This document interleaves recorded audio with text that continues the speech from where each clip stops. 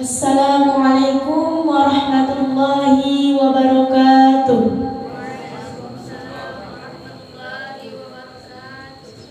Alhamdulillahi rabbil alamin wa bihi nasta'in ala umurid dunya waddin wassalatu wassalamu ala asrafil anbiya'i wal mursalin wa ala alihi wa sahbihi ajmain. Bersyukur kita kepada Allah dengan mengucapkan Alhamdulillahi rabbil alamin. Allah masih memberikan kita nikmat kesehatan dan nikmat kesempatan sehingga kita bisa salat maghrib berjamaah di Masjid Al-Hamdi ini. Salawat dan salam takkan kita lupakan, senantiasa kita bersalawat kepada Nabi kita Muhammad sallallahu alaihi wasallam, karena syafaat beliaulah yang kita harapkan mulai dari dunia ini sampai akhirat nantinya. Yang terhormat Ustadz pembimbing kami pada saat ini, yang saya hormati Bapak Pengurus Masjid Al-Hamdi, dan yang saya hormati Bapak dan Ibu yang berada di masjid ini. Baik Bapak dan Ibu, saya sebagai moderator pada malam hari ini, perkenalkan, nama saya Nur Yumna. Saya berasal dari Sumatera Utara, Mandailing, Natal. Alhamdulillah, saya diutus untuk menjadi peserta program Sri Budai yang diadakan oleh BAMUIS DNI yang bekerja sama dengan Pondok Pesantren Sumatera Tawalik Parade. Baik Bapak Ibu, pada malam hari ini kita akan mendengarkan kajian dari teman kami yaitu Ustazah Rama. Kepada Ustazah Rama dipersilahkan.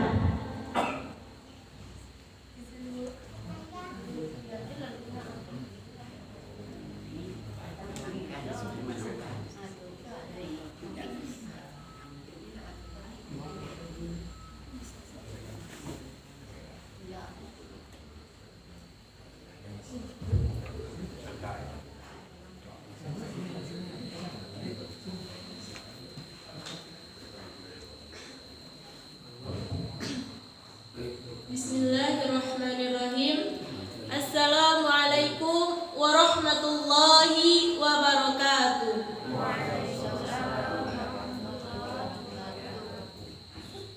Alhamdulillahilladzi faddala bani Adam bil ilmi wal amal ala jami'il alam. Asyhadu an la ilaha illallah wa asyhadu anna Muhammadar Rasulullah. Segala puji hanyalah milik Allah, yang mana Allah telah memberikan kita nikmat iman, nikmat Islam, nikmat kesempatan, dan terutama nikmat kesehatan. Dengan berbagai nikmat tersebutlah kita dapat melaksanakan salat maghrib berjamaah. Jika seandainya Allah cabut salah satu nikmat daripada kita, mungkin kita tidak bisa melangkahkan kaki, mengayunkan tangan untuk melaksanakan salat berjamaah di masjid yang sama-sama kita cintai.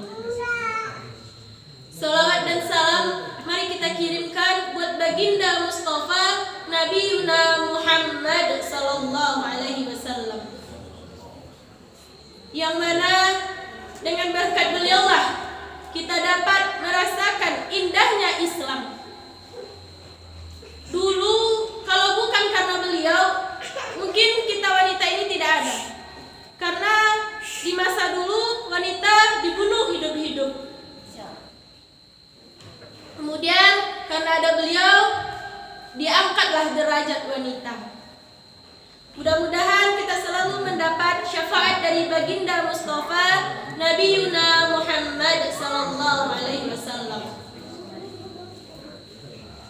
Baiklah, yang saya hormati Bapak Pengurus Masjid beserta jajarannya, yang saya hormati Bapak-bapak, Ibu-ibu jamaah maghrib yang insya Allah dirahmati oleh Allah. Baiklah, sebelum saya menyampaikan tausiah, izinkan saya memperkenalkan diri. Karena pepatah mengatakan, tak kenal maka tak sayang maka tak cinta, kalau cinta maka kita ta'arufan. Perkenalkan, nama Ana Rama Junita. Saya berasal dari Pondok Pesantren Jabal Rahmah, Solo. Kemudian saya di sini diutus oleh Pondok Pesantren saya untuk mengikuti program 1000 Dai, dan sekarang udah angkatan ketiga dan diadakan di Pondok Pesantren Sumatera Tawalib Parabe. Berdirinya saya di sini bukan untuk menceramahkan Bapak dan Ibu, tetapi untuk menyampaikan, mengamalkan sedikit ilmu saya yang telah saya dapatkan selama mengikuti program 1000 Dai angkatan ketiga ini. Hadirin yang dirahmati oleh Allah, baiklah, pada kesempatan kali ini saya akan menyampaikan sebuah tausiah yang bertemakan kematian. Semua kita pasti akan merasakan kematian. Cepat atau lambatnya, kematian pasti akan menghampiri kita. Kemanapun kita pergi, kematian pasti akan menghampiri kita. Tetapi waktunya kita yang belum tahu. Entah sekarang Allah cabut nyawa kita, entah besok Allah cabut nyawa kita, atau 10 tahun ke depan Allah cabut nyawa kita. Oleh karena itu, siapkanlah diri kita untuk menerima kematian. Apalagi sekarang udah di akhir-akhir zaman, di ujung-ujung zaman. Oleh karena itu, siapkanlah diri kita. Kita tidak bisa lari dari namanya kematian. Sebagaimana firman Allah di dalam surat Al-Anbiya ayat 35 yang berbunyi, A'udzu billahi minasy syaithanir rajim. Bismillahirrahmanirrahim. Kullu nafsin dha'iqatul maut wa nabluukum bisyarri wal khairi fitnah wa ilaina turja'un. Setiap yang bernyawa pasti akan merasakan kematian. Kami akan menguji kamu dengan berbagai cobaan, dan kamu kembalilah kepada kami. Dari ayat di atas telah Allah jelaskan bahwa setiap yang bernyawa pasti akan merasakan kematian. Kita tidak bisa menghindari yang namanya kematian. Tetapi dengan cara sebagaimana kematian itu akan menghampiri kita, kita juga tidak tahu. Entah kita sedang dalam mengingat Allah, Allah cabut nyawa kita, atau malah sebaliknya, kita dalam bergelimang dosa, Allah cabut nyawa kita, kita tidak tahu. Atau kita sedang dalam mendengarkan majelis taklim, Allah cabut nyawa kita, kita tidak tahu.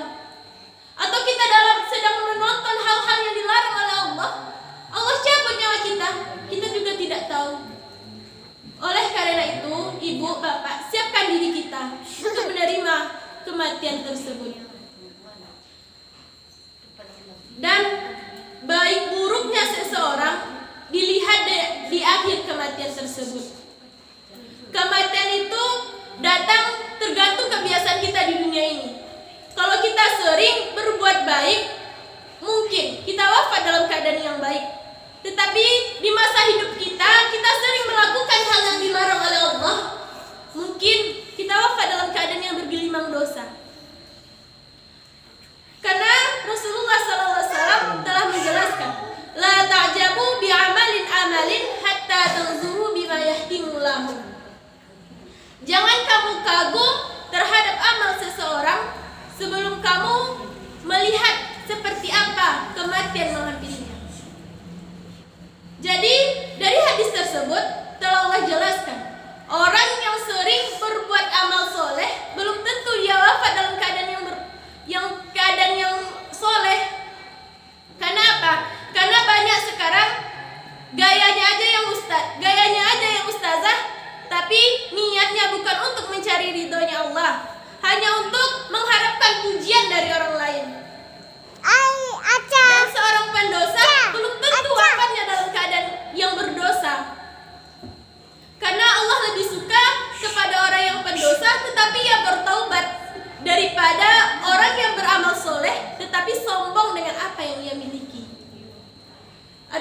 kisah. Ada seorang beradik kakak, yang satu abangnya sering ke masjid, dan yang satu lagi adiknya, maaf kata, wanita malam. Kemudian abangnya ini sebelum masuk waktu sholat, ia sudah ada berada di masjid. Sedangkan adiknya tidak tahu dengan agama. Lalu abangnya ini menasihati adiknya, "Hai si fulan, sholatlah, baku itu senang di karajuan. Wah di dunia ko untuk mencari ridhonya Allah. Awak di dunia ko hanya sementara, akhirat yang kekal," kata abang tadi. Apa adiknya menjawab, "Ah bang, urusnya diri awak masing-masing," kata adiknya tadi. Kemudian abang menjawab, "Yolah, kini setara adik kamu lah." Kemudian ketika iman kita sedang di atas, maka godaan syaitan ini semakin kuat menggoda kita.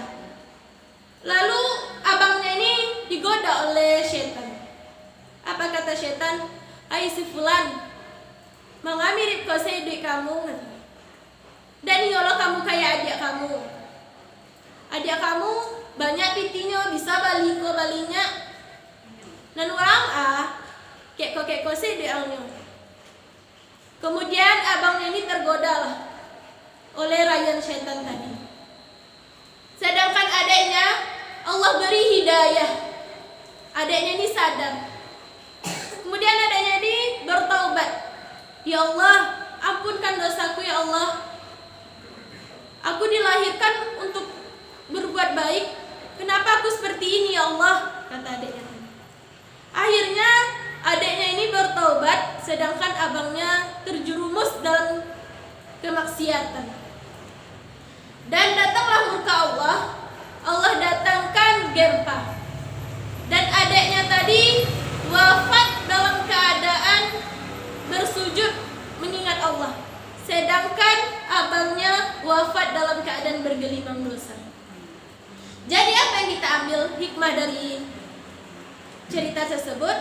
Bahwa yang soleh belum tentu wafatnya dalam keadaan yang soleh, dan yang berbuat dosa belum tentu wafatnya dalam keadaan yang bergelimang dosa. Oleh karena itu, siapkanlah diri kita untuk menerima kematian tersebut. Kita tidak bisa lari kita ke gua sana, kematian tersebut pasti akan menghampiri kita. Karena tidak ada yang kekal kecuali akhirat. Dan Rasulullah SAW juga bersabda, "Innamal a'malu binniyati." Sesungguhnya segala amal perbuatan tersebut dilihat di akhir kematian. Oleh karena itu, berbuatlah apa adanya. Ketika kita ingin berbuat soleh, maka niatkan untuk mencari ridhonya Allah.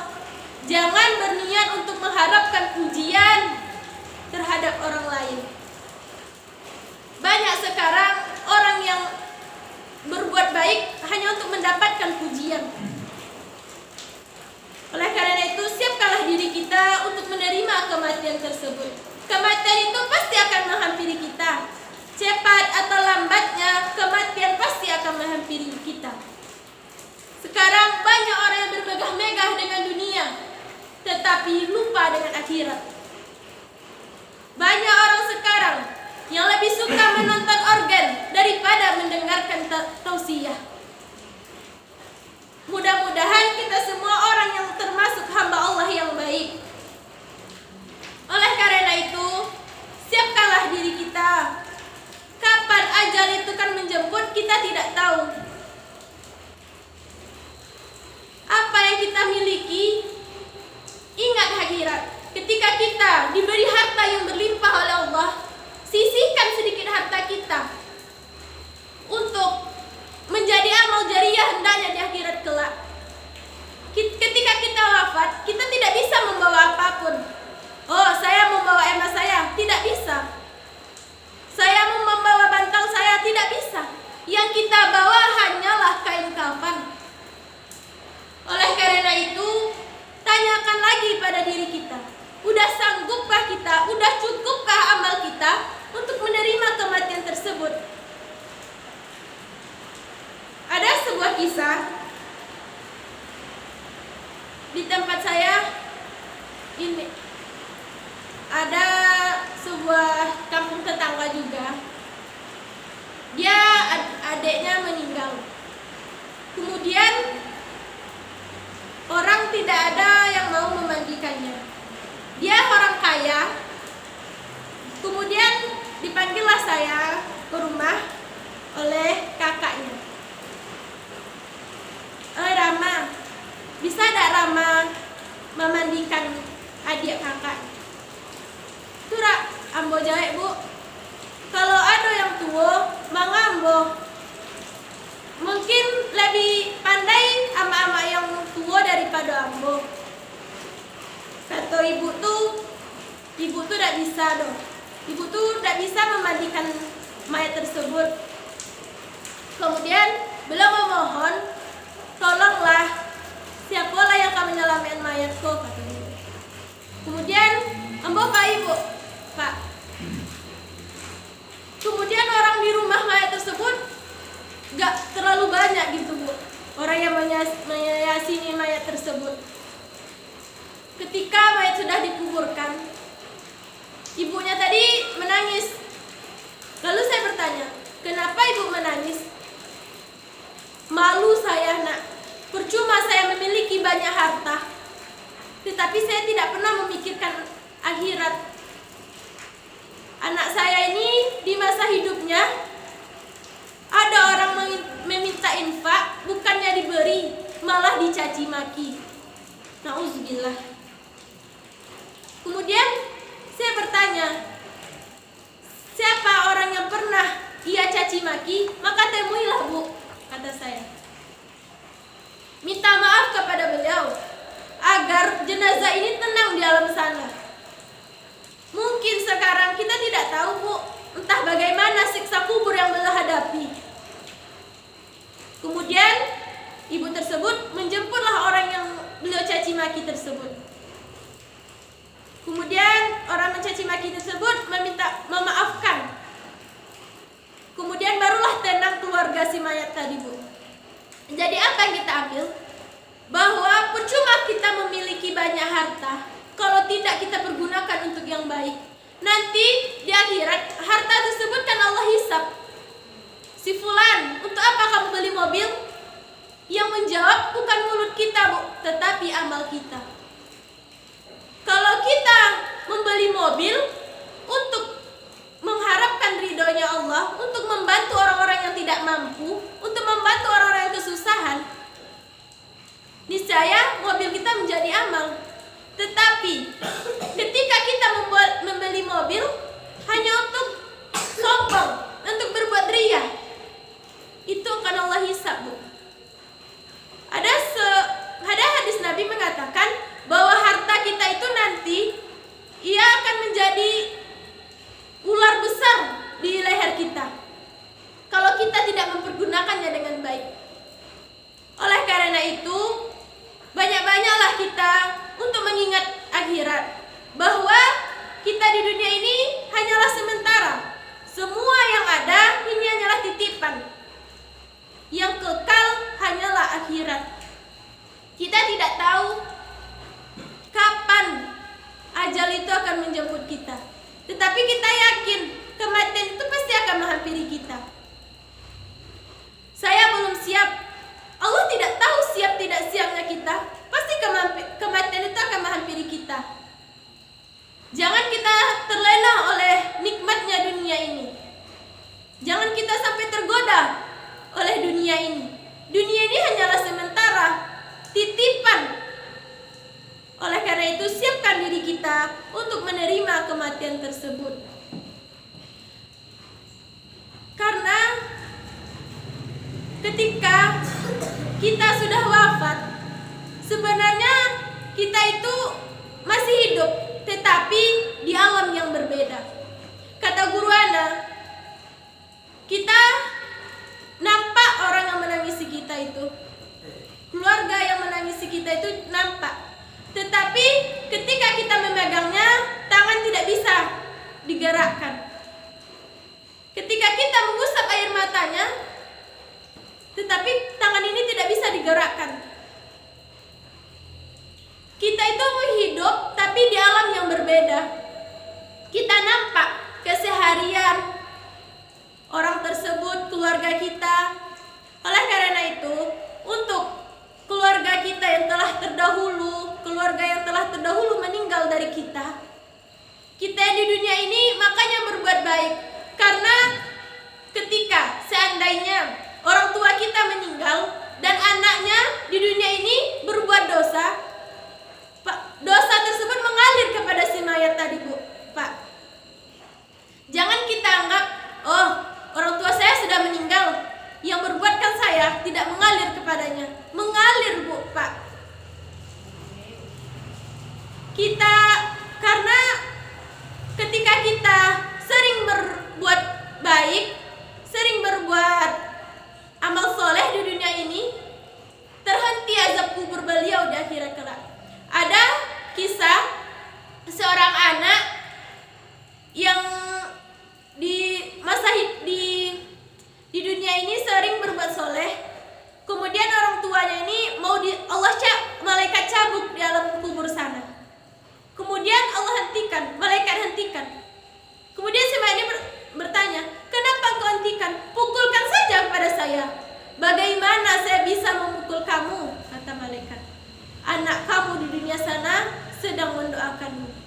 Begitu amal baiknya kita mengalir kepada si mayat, kepada orang yang telah terdahulu dari kita. Jangan kita anggap remeh kematian ini, Bu. Kematian ini hal yang misteri. Banyak kita saksikan orang yang wafatnya, ada meninggalnya dalam keadaan yang tidak baik, dalam keadaan yang berbaun. Makanya ketika ada kerabat kita yang meninggal, makanya disuruh yang memandikannya itu keluarga sendiri, tidak ada orang lain. Karena apa? Takut keluar aib dari si mayat tersebut. Jangan kita anggap remeh kematian ini. Banyak orang berkata, biarlah dan mati daripada hidup. Barek bana cobaan di dunia ko, lebih berat cobaan di akhirat kalau kita tidak sabar dalam menghadapi hal apapun di dunia ini. Orang banyak yang sombong, yang angkuh, yang bermegah-megah dengan dunia dan lupa dengan akhirat. Sedangkan yang sebenarnya adalah akhirat. Saya mau beli ini, saya iri dengan si fulan ini. Untuk apa kita banyak memiliki harta kalau bukan karena untuk mencari ridhonya Allah? Nabi saja hidupnya sederhana.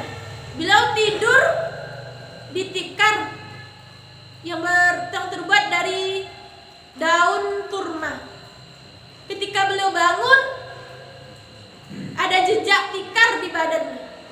Begitu sederhananya beliau. Sedangkan orang, bagaimana caranya agar kaya? Bagaimana caranya agar bermegah-megahan? Akhirnya lupa bahwa ini didapatkan dari Allah. Dan tidak tahu bagaimana cara mengamalkan apa yang didapatkan. Apa yang Allah berikan bisa jadi itu nikmat dan bisa jadi itu azab. Karena apa? Ketika Allah berikan kita berbanyak-banyak nikmat, berbanyak-banyak kemewahan, tetapi kita tidak bisa mengamalkan kemewahan yang Allah berikan, pasti itu menjadi azab bagi kita. Itu akan dipertanggungjawabkan. Kita di dunia ini hanyalah sementara. Kejarlah akhirat. Kita boleh bermegah di dunia ini, tetapi untuk mencari ridhonya Allah, kita nampak orang yang tidak mampu berikan, walaupun hanya sedikit. Ketika kita tidak bisa memberi dengan harta, memberi dengan apa yang kita bisa, seperti pakaian, makanan, banyak hal yang kita bisa kita berikan. Karena di setiap harta yang kita miliki ada hak untuk orang lain.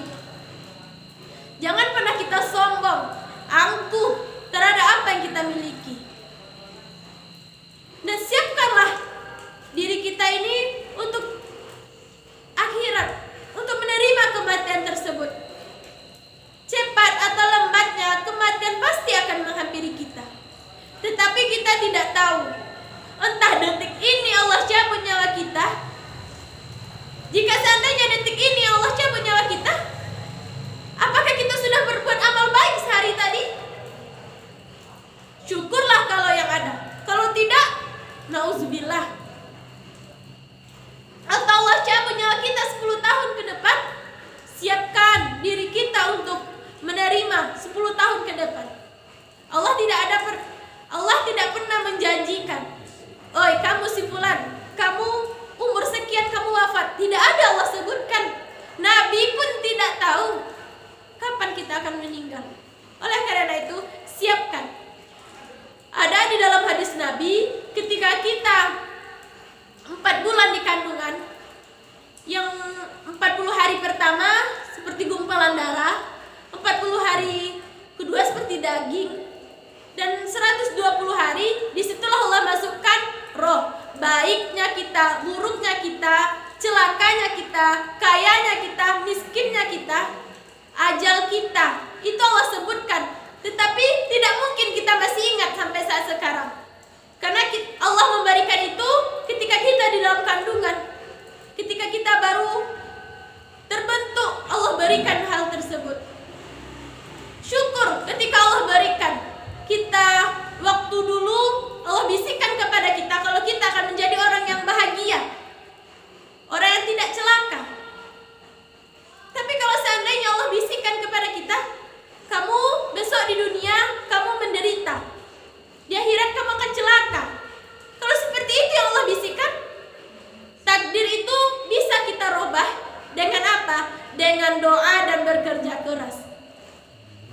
Ada orang yang Allah dari lahir Allah takdirkan sebagai orang yang gagal, tetapi ia berdoa dan bersungguh-sungguh, akhirnya ia bisa menjadi orang sukses.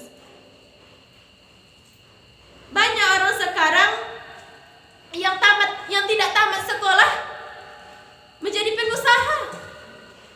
Karena apa? Karena dia bisa mengubah dirinya untuk menjadi orang yang baik, menjadi orang yang bisa.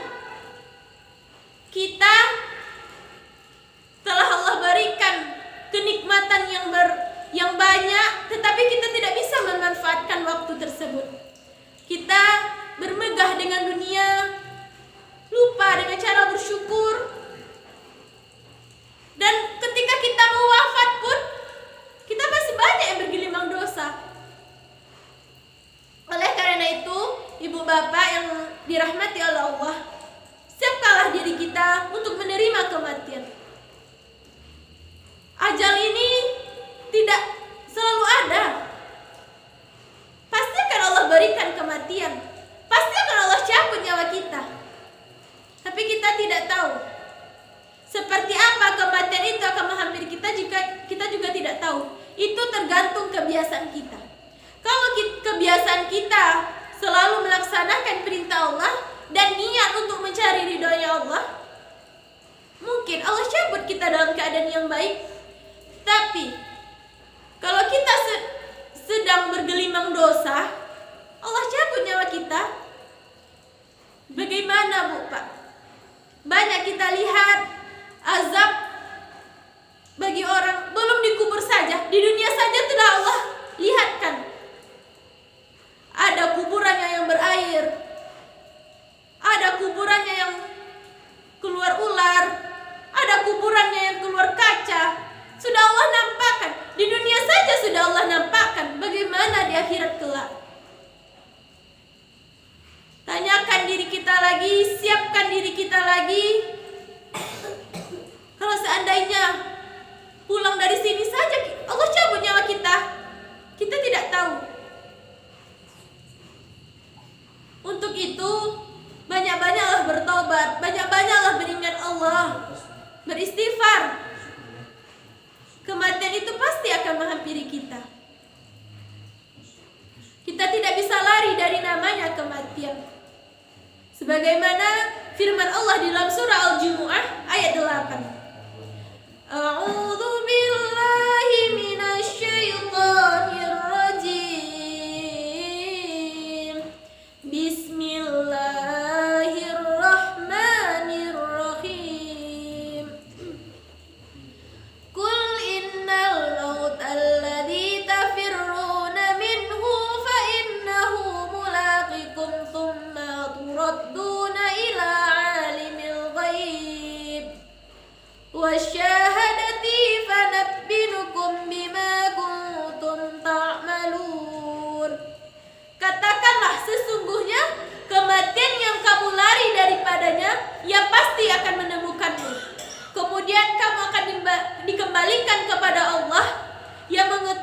yang gaib dan yang nyatanya.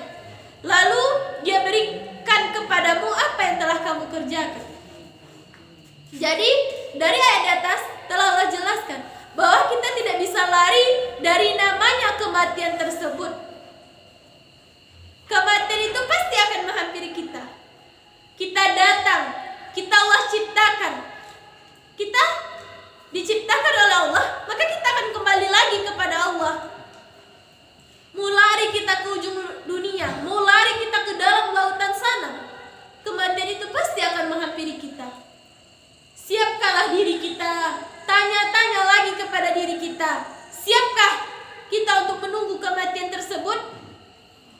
Ketika kita belum siap, sering-sering beristighfar. Jangan terlalu bermegah, jangan terlalu sombong, jangan terlalu memikirkan kelezatan dunia ini. Karena memikirkan dunia ini, banyak orang yang hancur, banyak orang yang lupa akan akhirat. Orang lebih hafal lagu-lagu yang tidak Islam daripada orang yang hafal salawatan. Karena apa? Karena yang memikirkan lezatnya dunia saja, tidak memikirkan lezatnya akhirat.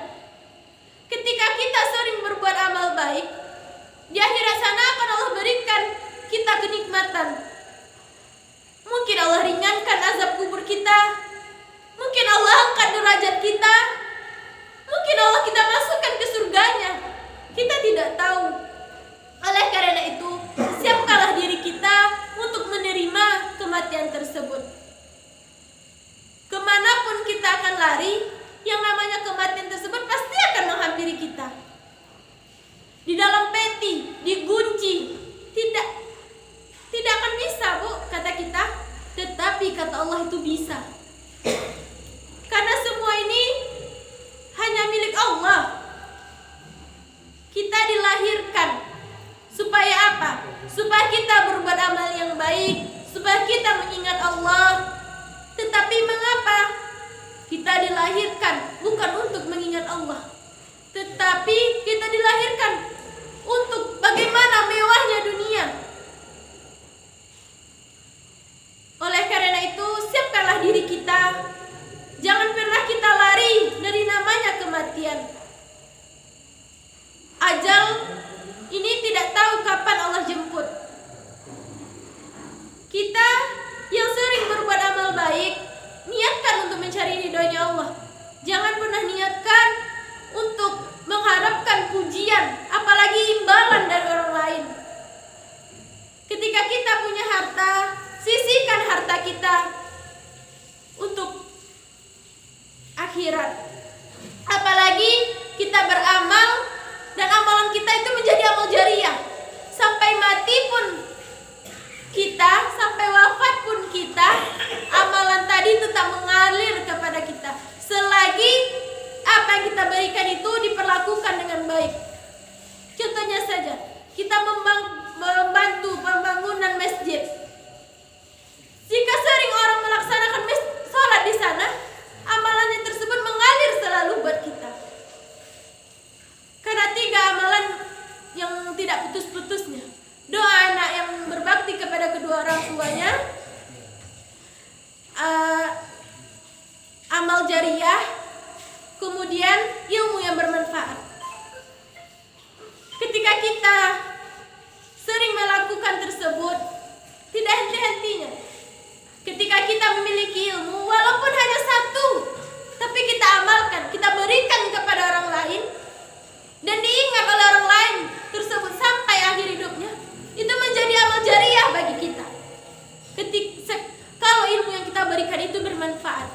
Tetapi kalau ilmu yang kita ajarkan itu salah, mencerobos orang kepada yang salah, itu menjadi dosa jariah bagi kita, bukan menjadi amal jariah bagi kita.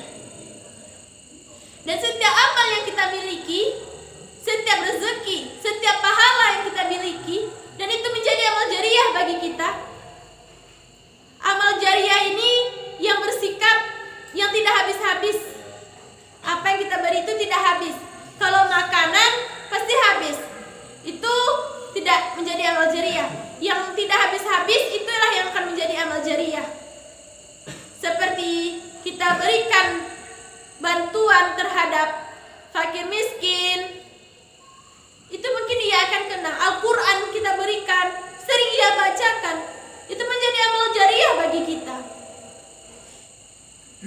Doa anak yang soleh. Oleh karena itu, ajarkan anak kita untuk menjadi anak yang berguna bagi orang banyak.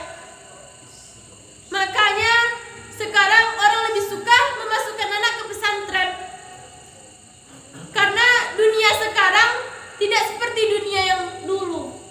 Dunia sekarang bagaimana supaya hancur anak-anak kita, bukan bagaimana supaya anak ini menjadi anak yang tahu dengan agama. Contohnya saja, kalau anak kita sekolahkan di pesantren, setiap harinya diisikan dengan Al-Quran, dengan kitab, dengan ajaran yang baiklah. Tetapi anak yang tidak, maaf kata, yang di luar pesantren, di sekolah saja ia belajar. Terkadang pulang dari sekolah, ia tidak langsung pulang, singgah sana, mampir sini. Cobalah kita lihat, banyak sekarang kan Bu, Pak. Oleh karena itu, didiklah anak dengan hal-hal yang baik. Sekolahkan anak yang tahu dengan agama. Nanti ketika kita wafat, anak yang menyolatkan kita, anak yang menghafali kita, anak yang memandikan kita. Ketika kita tidak bisa menjaga anak kita, maka mudaratnya kepada kita juga. Kita tidak bisa menyesali karena keputusan itu kepada kita.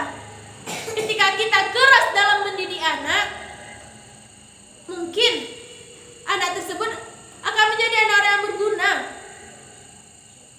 Biarlah kita hari ini berpisah jauh-jauh dari anak, asalkan anak tersebut tahu dengan agama. Jangan pernah kita sombong dengan apa yang kita miliki. Jadi kesimpulannya, siapkanlah diri kita untuk menerima kematian tersebut. Ketika kita menangisi dosa kita, bermohon ampunlah kepada Allah. Allah selalu mengampuni. Allah Maha Pengampun. Allah Maha Melihat. Allah Maha Mendengar. Oleh karena itu, mudah-mudahan Allah cabut nyawa kita dalam keadaan yang baik, dalam keadaan husnul khatimah, dalam keadaan yang berbuat amal baik, yang sering melangkahkan kaki untuk selalu mengingat Allah, yang sering mengisikan harta, yang selalu untuk mencari ridhonya Allah. Karena ketika Allah beri nikmat, dan nikmat tersebut kita manfaatkan untuk mencari ridhonya Allah, maka Allah akan menambah nikmat kita tersebut. Tetapi kita kufur dengan nikmat yang Allah berikan, maka sungguh azab Allah sangatlah pedih. Jadi apa yang Allah berikan kepada kita di dunia ini hanyalah sementara, hanyalah titipan, dan semua itu akan dihisap. Oleh karena itu, fikirkan dunia, fikirkan akhirat. Tunggu, siapkan diri kita ini, kapan ajal itu akan menghampiri kita. Mungkin hanya sekian yang dapat saya sampaikan. Terlebih dan terkurang, saya mohon maaf. Kalau ada kata-kata salah yang salah, saya mohon maaf karena saya masih dalam tahap belajar. Saya akhiri dengan wabillahi taufiq wal hidayah. Wassalamualaikum